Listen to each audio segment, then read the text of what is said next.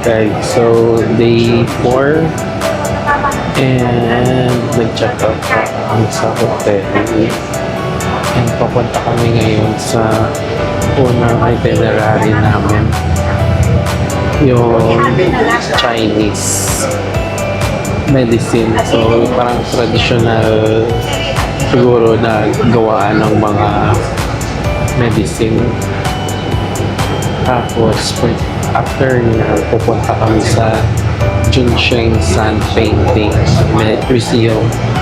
So, expected ko dito, based on sa napanood ko sa mga social media or sa TikTok, ano siya, parang may binubuksan siya na painting na yung museum doon.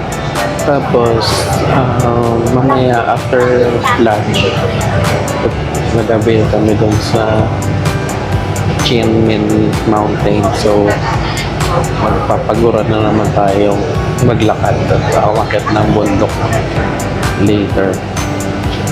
And then, for after nyan, mamayang gabi, pupunta kami ng 72 hours building. So, maganda to. Tapos mamaya is yung nanood kami ng Fox Lady Show na ano na palabas. So yun yung ano abangan natin for today's activity. Tapos after niya mag-check-in siguro kami, so lilipat kami ng hotel. So yun, abangan niya yung ano natin mamaya activity. Ito entrance ng ano Chinese medicine. Tumaping ito siya. Everyone push their first. CR pala to. Di ba high school pa lang yata ako sa amin?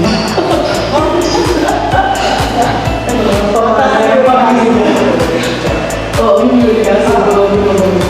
Hindi naman siya mataas. Chinese medicine, like, or the acupuncture. Maybe So may today, pamasahe sa paa. because today we want to some Chinese doctor who from the Tibet, and they can do a post like. So ito yung libre sa paa ng masahe. Tapos yung nagle-lecture na ate.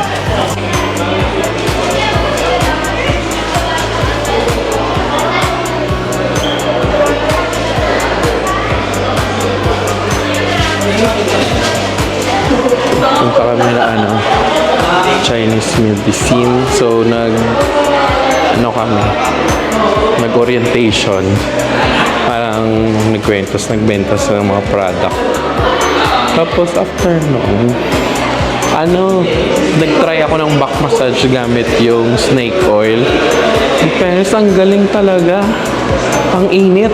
Tsaka tagal na natanggal nga ngayon, mainit pa rin yung ito yung mga nila, mga herbs siguro or ginagamit pag nagka-eat ng mga gamot. Kasi ito siguro mga manuscripts or mga ewan ko baka mga cheat sheet. Tapos ito yung sa pound.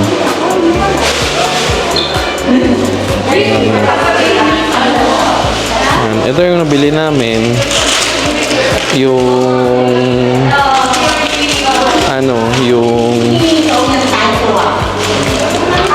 snake oil at saka yung lozenges para sa throat. So yung stop namin is yung Junsheng Sand Painting Museum. So ito na siya sa likod ko. Tingnan natin. Ito siya. So papasok kami dyan sa loob. Tapos surprise as painting. Oh, ganda.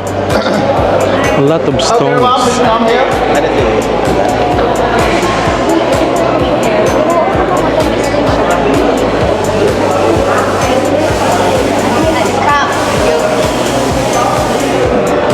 Unit. This is a very old and ancient door, right? In fact, it's the frame of the painting. Use this door as frame of the painting.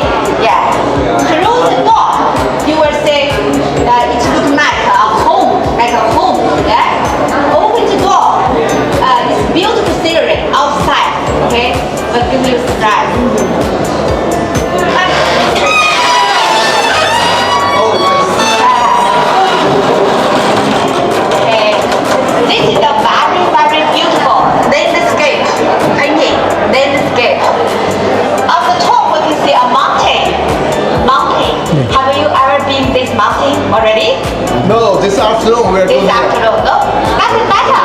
Let's enjoy first and waiting, okay?可以拍照吗 Okay. OK。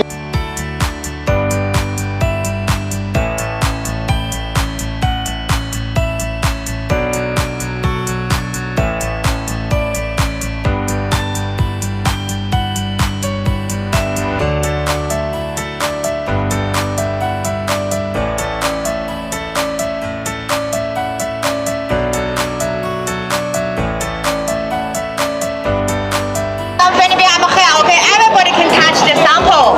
You can touch the sample. Feel the surface, the roughness of the surface, okay? Who want to touch? Huh? A sample for you to touch. Okay. Everybody, many people touch this sample. See? Yeah. See? Okay. The taste will not go off. First, we stick them very Pag binili mo, may ano na siya, may pangsara. May prices, so binibenta to.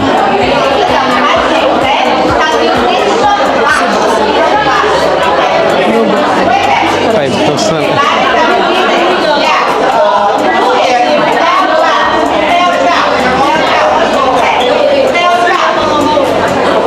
So, dito tayo sa loob ng Junsheng Sand Painting Museum. So, kung titingnan nyo, dito, yung museum na to, na-establish siya noong 2001. Tapos located siya dito nga sa Zhangjiajie.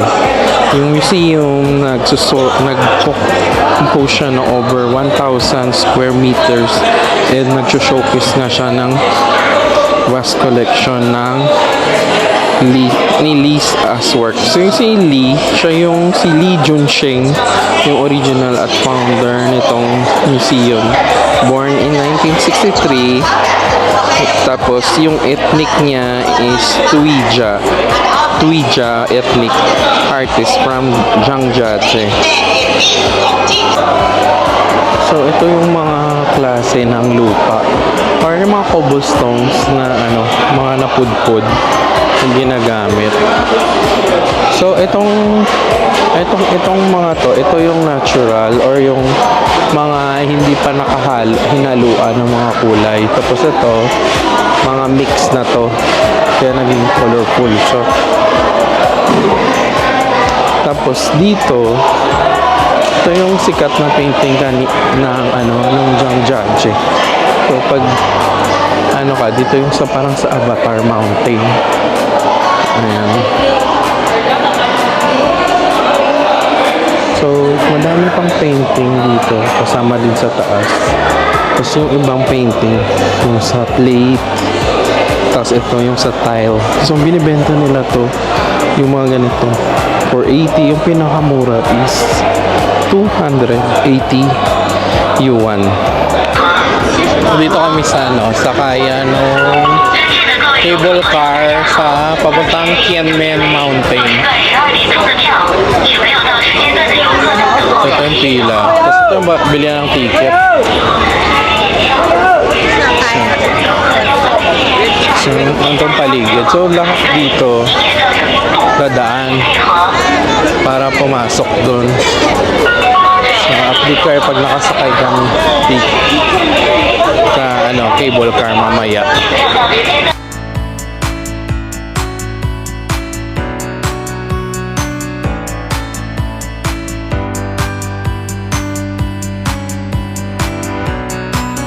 Tara. Tayo na, Mi.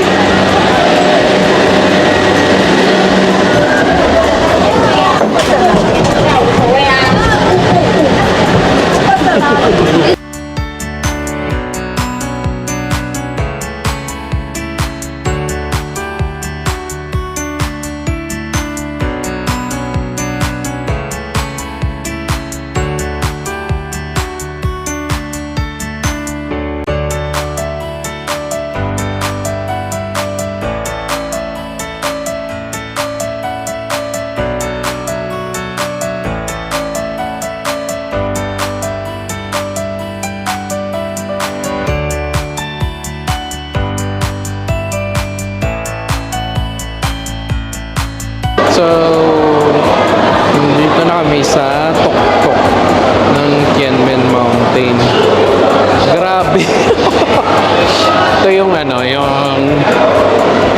sa waiting area. Parang after nyo lumabas ng cable car. Tapos may hallway doon. Doon na yan. Akala namin nasa langit na kami kasi grabe yung fog. Tapos sobrang umakyat pa siya talaga ng mataas. Pero sobrang enjoy. Ayun, tingnan nyo. Ganda oh ng hallway nila. Ayan. Ayan. Hello everyone, I should map about the Tianmen Mountain.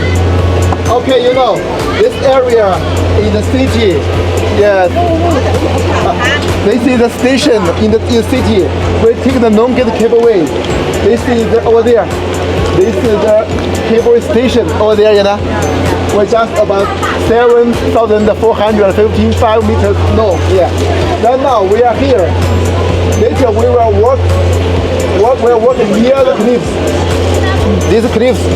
So maybe today it's foggy. Yeah, maybe it's nothing. You take a picture. Be careful your cell phone. This is the glass walkway. Anyone, if you want to work, please let me know. If you don't want to work, please let me know. This is our bad ticket, okay? Yeah, this is the glass walkway, yeah. From this, the surface to the bottom, nearly 1,200 meters high. Yeah. After that, we will also work near the cliffs to this area, very thin the corridor. There is a wooden bridge, very beautiful. That goes downstairs. Downstairs. So, punta kami dun sa ano, parang glass pot. Babalik yan sa ibang lugar na sa pupunta. Sila kasi may chance kapag may anak na. Kailangan malakas loob mo dito. Ikaw na umesure ka. Ayan. Okay na. Okay na. May pang-upload na ako. Kasi Tayo lang. video ako sa glass. Multi-multi.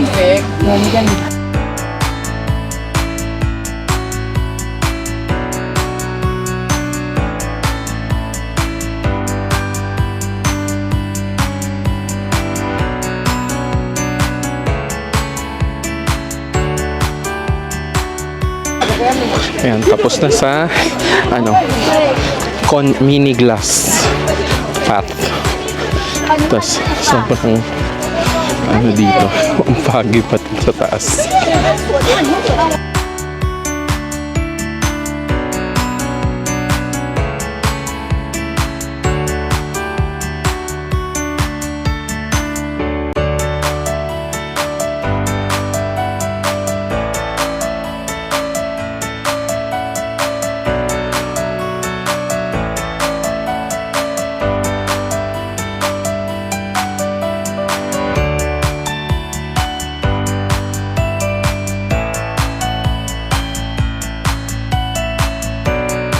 So, kung papunta ng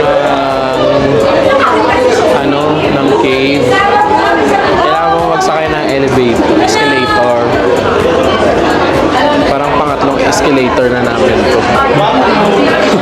Kasi ang ganda ng ano niya, ng pagkagawa sa loob ng, sa loob ng bundok. So, sana all China ang infrastructure at saka design nila. So hindi kami nagagdan kasi grabe yung fog. Tapos hindi kita yung butas. Oh. So hopefully mamayang gabi. Pero ito yung surroundings dito sa sa baba. Tianmen Mountain. Ayan. Ayan. Hindi namin nagagdan kanina. Daming tao.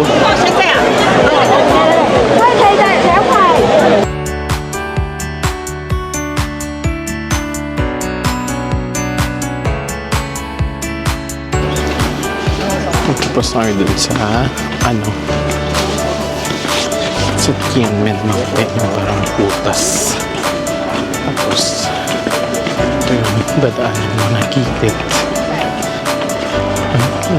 Nagawa nilang construction pa yung under construction pa yung path na yan bakit dito, so siguro mga ilang months or year pwede na umakyat yung mga sasakyan dito kahit hindi pa mag cable car na, pero yan na experience yung cable car.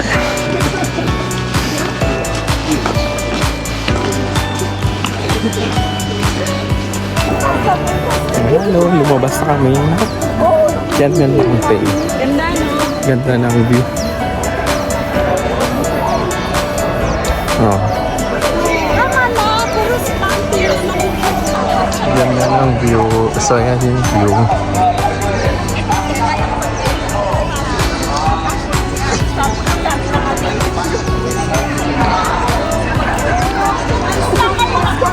Ayan.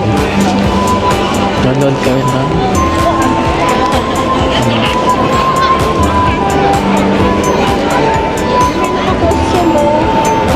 Lady Park, nandiyan na. Lady Park. Nanood kayo na. Lady Fox na show. Gusto ko sa Lady Fox, oh. Ano ba yan?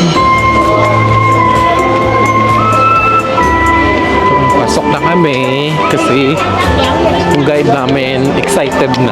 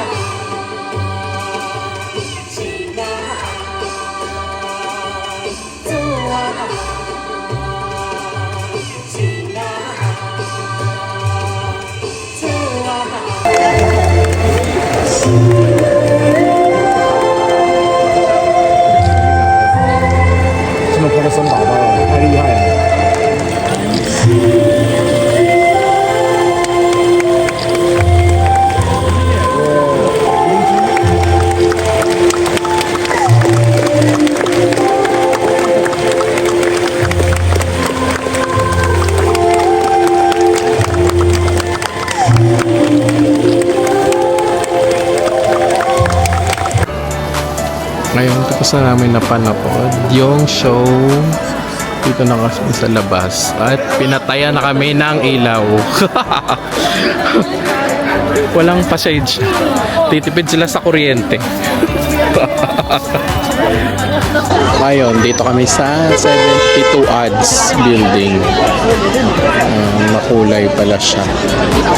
Maganda paggabi. Sinadaanan namin kanina. Ano siya, hindi pa kailaw. Tapos yung loob nito, 72 shopping stores lang daw. So, hindi na kami papasok.